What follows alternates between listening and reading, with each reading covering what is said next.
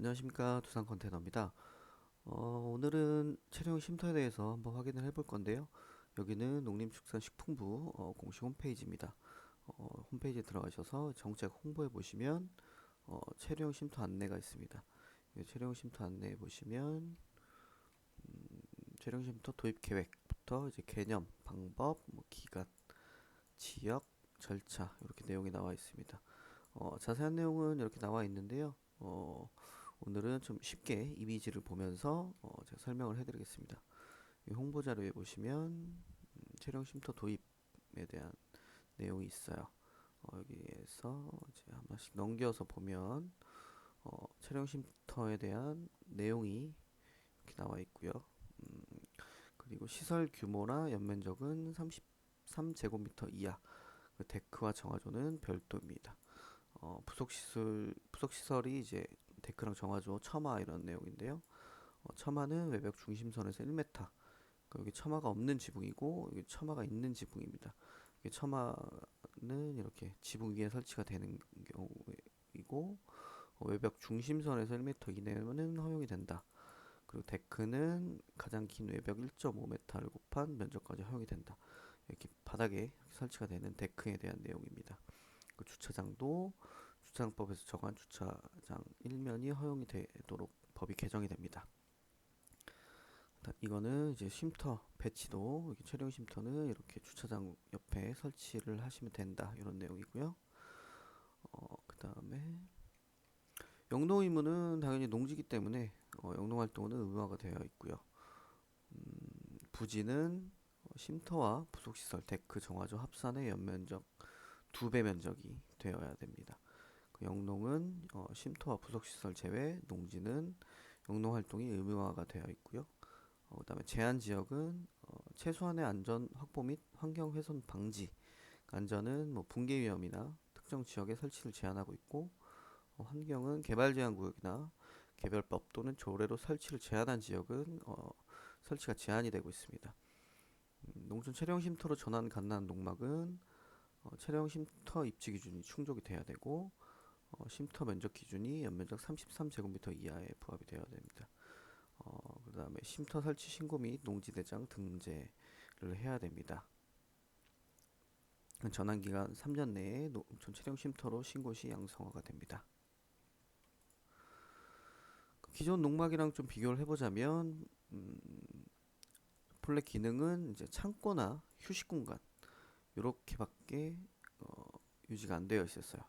근데 이제 이런 불편을 해소하기 위해서 이렇게 입법 규제가 더 좋게 된 건데요. 그 전에는 연면적 20m 이하, 20제곱미터 그러면 6평이 좀 안 됩니다. 그 다음에 주차장 설치가 가능하고 농지대장 등재 의무화가 됩니다. 그러니까 20제곱미터 이하였는데 지금은 33제곱미터까지 설치가 가능하다는 내용입니다. 그래서 더 큰 농막을 설치가 가능하게끔 법이 바뀌고 있습니다. 그 다음에 뭐 궁금한 거는 이제 여기 또 Q&A가 이렇게 나와 있는데요. Q&A를 보시면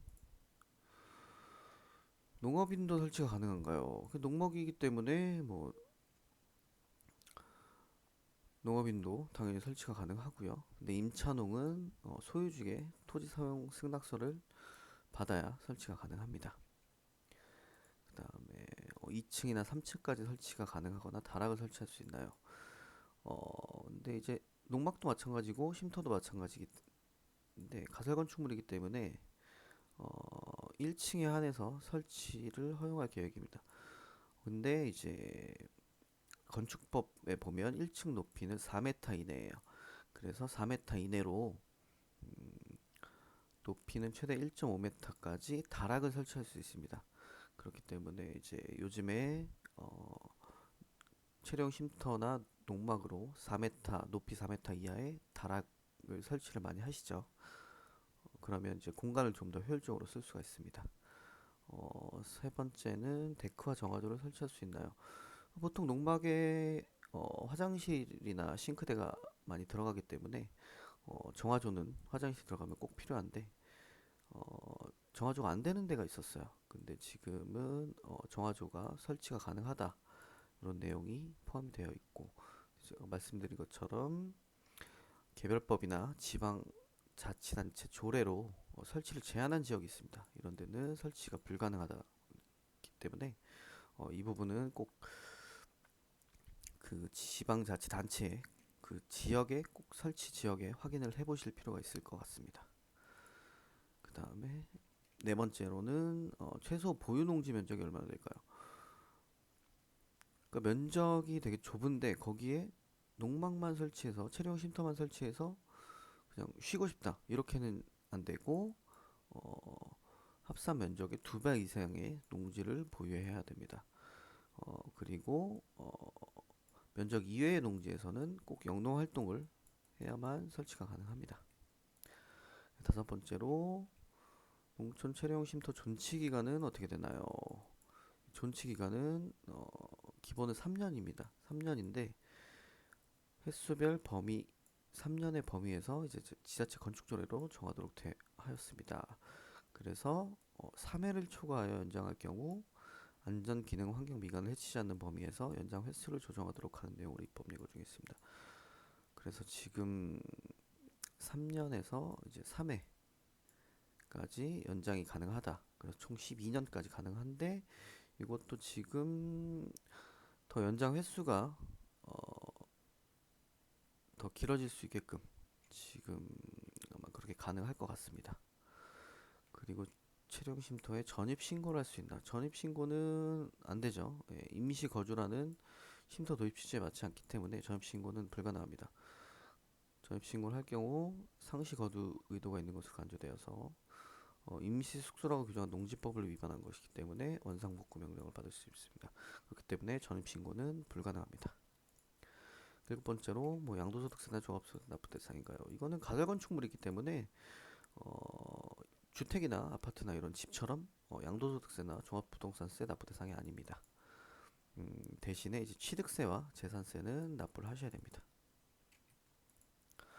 여덟 번째로 이제 개발 제한 구역 내 농지에 설치될 수 있나요? 일단 개발 제한 구역 내는 농지에 체류용 쉼터 설치는 허용이 되지 않습니다. 그렇기 때문에 개발 제한 구역에는 설치가 안 되고요. 읍면동이 아닌 읍면이 아닌 동지역에도 설치할 수 있나요? 모든 농지에 설치할 수 있기 때문에 동도 상관없습니다. 예, 읍면동 아무데나 설치가 가능합니다. 그다음에 부지와 접한 도로폭은 4m 이상이어야 되나요? 근데 꼭 4m가 될 필요는 없고요.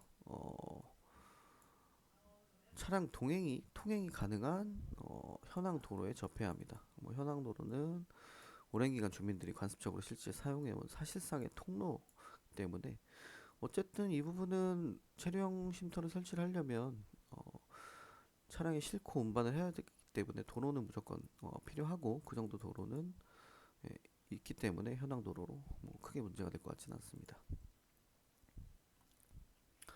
기존 농막 사용자는 어떻게 되나요? 뭐 크게 달라지는 건 없습니다.